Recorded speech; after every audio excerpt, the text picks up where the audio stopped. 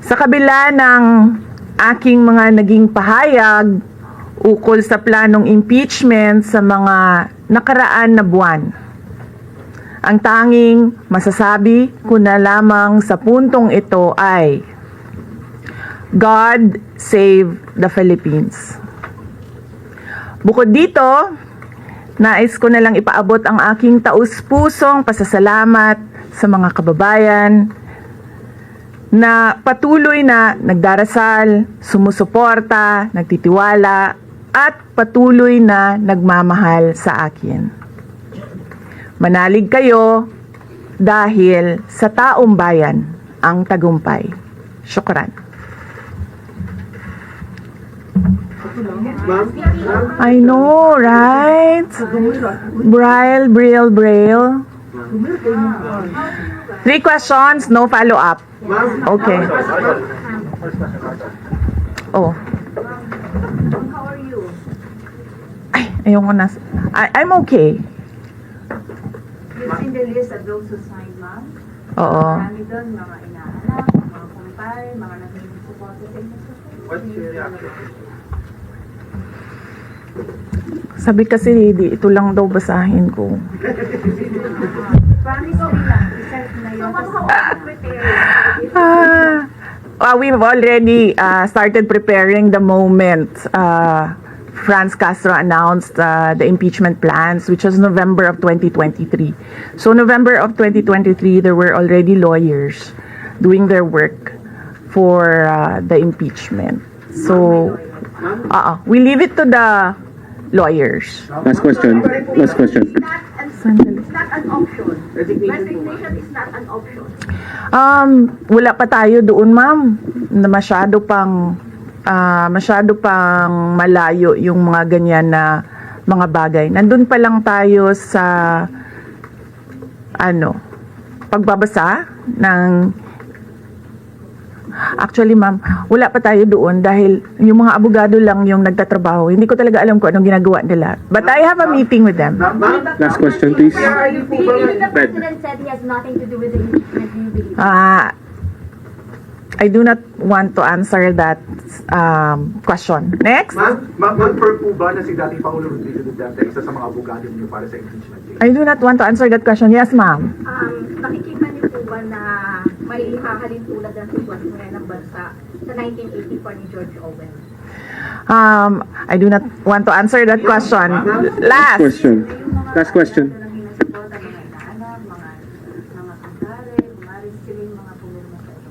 Paniwala ko lang, no, if you have to explain or defend your signature in a yes petition for impeachment, then you feel that you have done something wrong. Kasi kung wala ka namang ginawang mali, bakit mo i-defend yung pirma mo? Ma'am, Thank So, you. yun yung paniwala ko. ma'am, naniniwala po ba kayo na may gumalaw po for the impeachment? May gumalaw po na parang money involved? I do not want to answer that question. Yes. How will you be endorsing senators, lalo na po sa PDP slates, especially that may possibility na mag-overlap yung trial sa next Congress? Hindi pa namin napapag-usapan kung ano yung gagawin ko for the upcoming campaign and election. Pero nasabi ko na noon na patuloy yung trabaho namin, and isa sa mga trabaho namin ay gusto namin tumulong sa Commission on Elections in voter education, particularly yung wag mo ibenta yung boto mo, wag gumamit ng dahas during campaign and election day, yung mga ganon. Ma'am, payo niyo lang po sa ating mga kababayan sa nangyayari po ngayon sa ating bansa. Yes, sabi ko nga kanina sa statement ko sa ating mga kababayan na patuloy na sumusuporta, nagmamahal, nagdarasal, napakahalaga nun, ay manalig lang sila dahil sa taong bayan ang tagumpay. VP, anong nag-blooming daw patapos naman na? Anong naakadiri sa Manila na taga Davao man ka?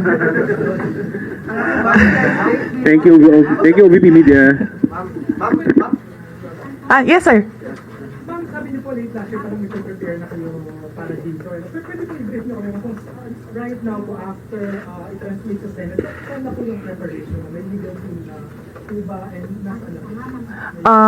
Well, may meeting kami mamayang hapon dahil nag-meeting sila kahapon. Hindi ako sumali, so merong briefing, legal briefing mamaya ang mga lawyers. So I will know more this afternoon. In terms of prominent members of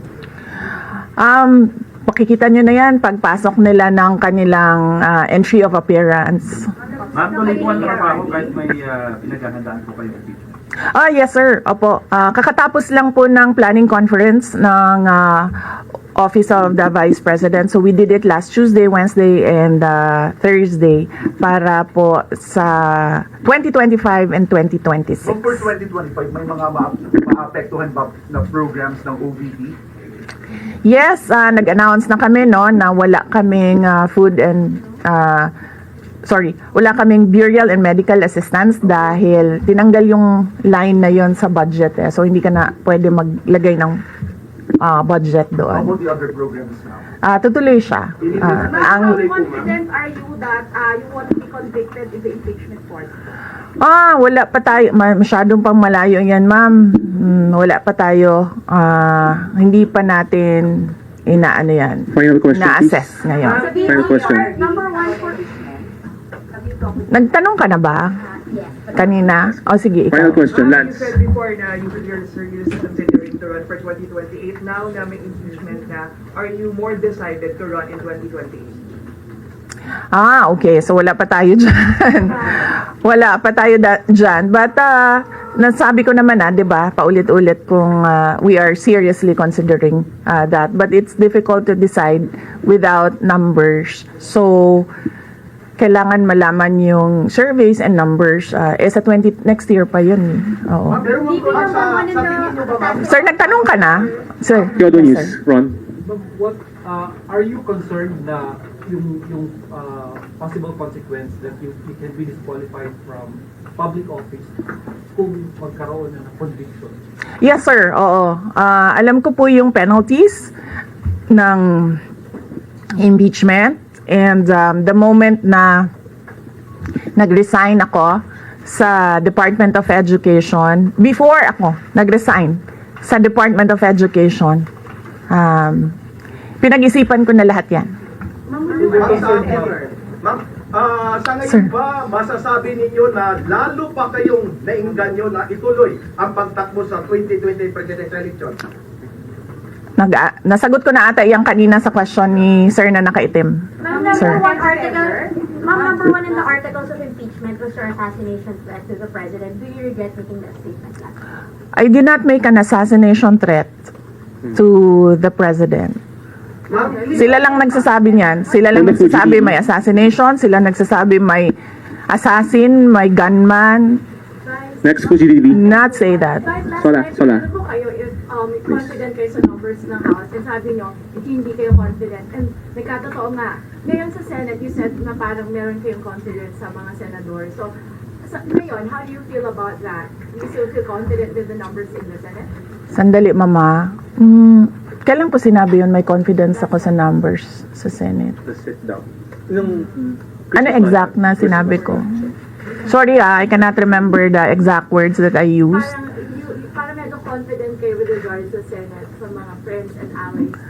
Unlikely ako magsasabi ng ganyan ba. Pero I need I will answer that next time. Pero how do you feel now sa Senate? Supposedly receive nila yung impeachment complaint the other day, pero nag-close sila kagad because of the last session. Well, that is their prerogative as a body, no? So, we have to respect the Senate kung ano yung desisyon nila. Dahil sila yung mga nandoon sa loob. So far, you feel assured about your allies in the Senate? We haven't talked. I have not talked to my friends in the Senate. Wala. Last question, please. Send message po kayo kay Senator Ivy. Bakit? She's supportive lang po ng impeachment po, ma'am. Sabi daw po niya, she opposed to impeachment daw po. Bakit kaya? maybe we should ask. Maybe we should ask her first. Bakit niya i-block yung impeachment? How do you feel po? Sabi ni BBM, hindi niya supportado yung impeachment. Pero number one na, unang-unang pumirma yung anak niya. Consulted actually. He would consult. Kasi sabi, ito lang daw basahin ko. Yan, ang daming nagbabantay sa gilid. Nausap niyo na ba yung father niyo after your impeachment? Wala pa. But nagpadala ako ng message through sa kanyang assistant and sinabi ko na ano ba sinabi ko? Hindi ko maalala. I think I said everything will be all right. Yun ata ang sinabi ko. What was his reply? His reply was a song. Ano po ba sa ma'am? MacArthur's Park. Oh, okay. So, nagpadala siya ng video na kumakanta siya. Hindi ko pa nabasa, ma'am, yung complaint, but I understand lahat ng mga complaints na na-file sa House of Representatives nabasa na ng mga lawyers. Pamilya ninyo kahit dating Pangulong. May pakiusap pa. Sandali, sir, ha? Sandali, sir, ha? Boss Rambo, wait. Ang preparation, challenges sa preparations, well, so far wala naman. Wala naman kaming lang kami, na-overwhelm kami kasi ang daming mga lawyers na nag-signify na tutulong sila sa defense. So, ngayon ay pinag-uusapan on how to go about it na makuha lahat ng kanilang commitment of support at makatulong din sila sa pag-iisip kung ano yung gagawin sa defense. Harleen Delgado, ABS-CBN. Harleen, ABS. Nagtanong ka na, ma'am? Wala pa, ma'am. Sige, ma'am.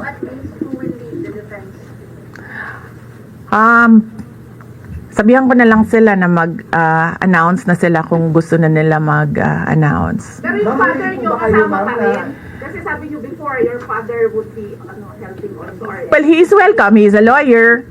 So he is welcome to give his advice, input in the defense. Worry po ba kayo sa pababa ng trust ratings due to the Senate din sa Congress hearing? I will not answer that question. Is Yusek Zulaika back in office? Yes, I'm sorry. Yes. Is Yusek Zulaika Lopez back in office? Yes. So what happened was, nag-indefinite leave siya, and then she was admitted to the hospital doon sa Davao City na hospital siya, and then discharge siya ng mga doctors with ulitin ko. Si Yusek Zulaika Lopez, nag-indefinite leave siya after nung sa veterans hospital admission niya. Umuwi siya ng Davao and then na-hospitalize siya doon. And then sabi ng doctors niya, we will discharge you but you have to come back ngayon ata, February, for further tests. And then bumalik siya for 1 day dito. Nung January, bumalik siya for 1 day dito sa Office of the Vice President, and she said na mag-leave siya for 2 months. And then I said yes, take the time that you need for your health. And then after a week, bumalik siya. Nung January, after a week, bumalik siya dito, and then she said hindi ako mag-leave. So sabi ko, okay, welcome back. Ma'am, pakikipag-usap ba INC? Meron ba pakikipag-usap kayo sa INC? Dahil sila po yung nag-rally against para wag ituloy yung impeachment. Hindi pa po kami nagkausap ng INC, sir, pero nagpapasalamat po ako sa INC at sa buong sambayanan sa kanilang pananawagan ng kapayapaan.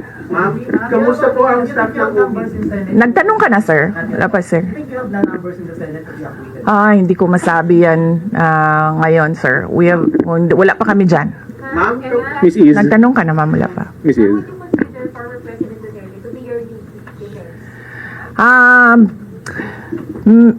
He will, maybe if he wants to, he can be part of the defense team. But because of his age and because of rigorous preparations in an impeachment case, baka sabihin ko sa kanya na wag na lang siyang mag-lead dahil medyo may edad na si former President Rodrigo Duterte. He's already 80 years old this year. Ma'am, kamusta po ang staff ng OVP after they heard about the impeachment po, ma'am? Ano po naramdaman po nila na when you were impeached by the House? Ano po naramdaman ng staff ng OVP in general? Are they sad? Are they worried po ba, ma'am? Hindi ko alam, pinagtatawanan lang nila ako dito sa gilid kasi hindi daw ako sumunod. Sabi, basahin lang daw talaga ito. Ha? Okay. Kung pwede namang hindi, and I understand, pwede naman. Hindi na. Oo. Kasi baka ma-intimidate lang sila lahat sa presence ko doon. May mga plano po ba kayo para itulak ang pag-audit, lalo na po sa mga kongresista natin na ginagamit ang pera o pondo ng gobyerno para ipag-block propaganda against you? Hindi ko na muna sagutin yung tanong na yan ngayon, ma'am. Doon muna tayo sa God Save the Philippines. Mika, So, ma'am, Reuters. would you dissuade or encourage your supporters in case you go to the street to rally? Sa panahon ngayon, ma'am, na sobrang mahal ng presyo ng mga bilihin, lalong-lalo na ng pagkain, sasabihin ko sa mga supporters sa taong bayan na unahin muna nila ang trabaho and negosyo nila kesa sa mag-rally sila sa mga daan. Dahil marami o lahat tayo breadwinners. So merong mga bata or merong mga kapamilya na nagdedepende sa atin. At tayo naman ang social media capital ng buong mundo. Kung gusto talaga nilang magsalita at tumulong, doon na lang sila sa social media kung saan nakakatrabaho pa rin sila. Pero nagagawa nila kung ano yung nararamdaman nila na gusto nilang gawin. At yun ay magsalita at marinig sila ng taong bayan at ng mundo. Mika Flores, Reuters. Hindi ko masabi if you have enough numbers in the Senate or anything like that. Are you not confident that you have enough allies to avoid a conviction in the Senate acting as an impeachment court? Hindi ko pa naisip yan, sir. I've not counted numbers of votes in the Senate, so we are not there yet. We are still, the legal team is still in the preparation of the defense and what we will do moving forward. Ma'am, are you feel betrayed? Maraming mga congressmen pamilya ng vote. 70%. Sorry for Do I feel betrayed? How do you feel ang dami talaga nila? Actually, ma'am, wala akong feelings. Wala akong feelings about it. Kasi, kung napapansin nyo, wala naman kasi talaga akong barkada na politiko. I don't join their circles. But we are friends, yes. But kung ninong at ninang lang ng mga anak, walang ninong at ninang na politiko ang mga anak ko. Oo. Maliban kay Stonefish, dahil nandoon si former President Erap Estrada. So, I don't move in the circle of politicians. Kaibigan, yes. But to say that meron akong close relationship, personal relationship with them, wala naman. Kaya siguro ganyan din siguro kadali sa kanila ang magdesisyon about the impeachment kasi wala naman talagang something that is worthwhile sa aming pagiging magkaibigan. Last question, Ma'am, last Jason. on impeachment, nagkaroon po ba kayo ng prior information na may impeach kayo sa House on their last session day? Or may nag-PM ba sa inyo? Naka-receive po ba kayo or nag-tip sa inyo? Yes, oo, si JC. Si JC. Hindi siya natulog. Sabi ko sa kanya, matulog ka na, JC, kasi ang mangyayari ay mangyayari kaya sera-sera. Diba? Ma'am, comment nyo lang po ma'am, alam ko matagal na ito, but the QC Prosecutor's Office ibinasura yung patong-patong na kaso against you. Yes. What was your initial reaction about that? And second po, any updates sa security details natin ma'am, tuloy po ba yung pag-hire po natin ng private security? Okay, hindi ko nasasagutin yan ha. Dun lang tayo sa God Save the Philippines. Ma'am, Okay. last na lang po ma'am on my end. Ma'am, you said God save the Philippines.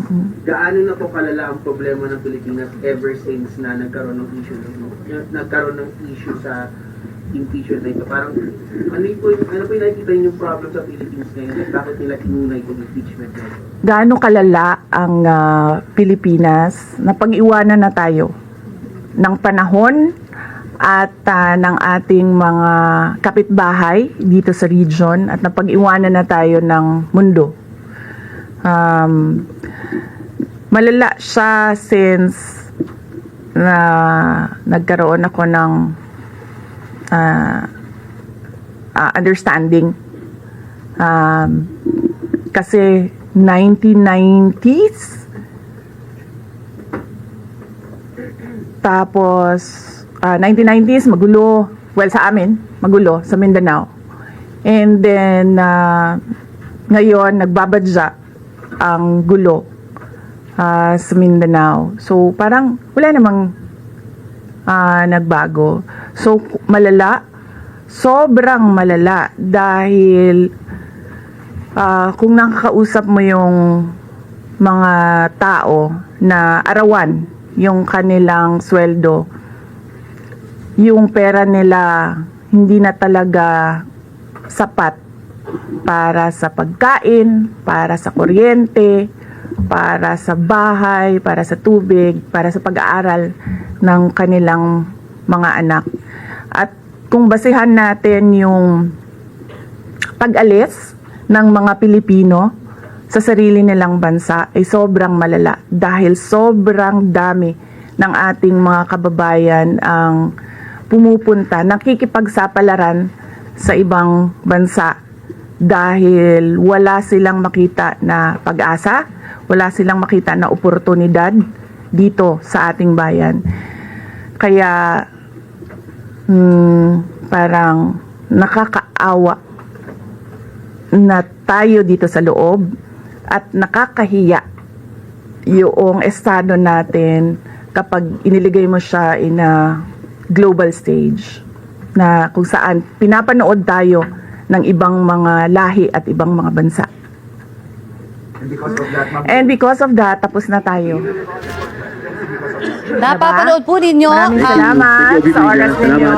Napapanood po ninyo ang press briefing ni Vice President Sara Duterte at sinabi po niyang okay lang siya matapos ma-impeach ng Kamara.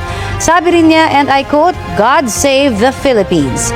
Iginit din niya na wala siyang sinabing assassination threat laban sa Pangulo. Hindi pa raw niya nababasa ang articles of impeachment laban sa kanya. Matapos ang maikling pahayag, nag-entertain siya ng tanong mula sa media, ngunit may ilan na hindi niya sinagot. Susubukan natin kunan ng reaksyon ang Malacanang tungkol sa mga sinabi ni VP Duterte. Para sa buong pahayag ng Vice President, mapapanood po ninyo ang live stream at replay nito sa GMA Integrated News, Facebook page at YouTube channel.